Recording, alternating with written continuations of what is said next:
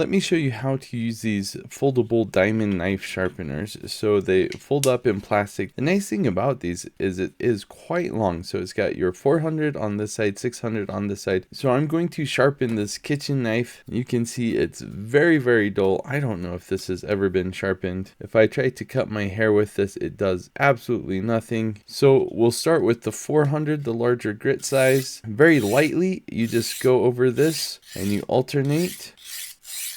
You're just trying to restore this at the same angle as your knife was originally.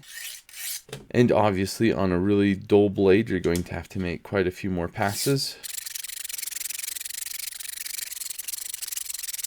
Let's flip over to 600. It's already quite a bit sharper.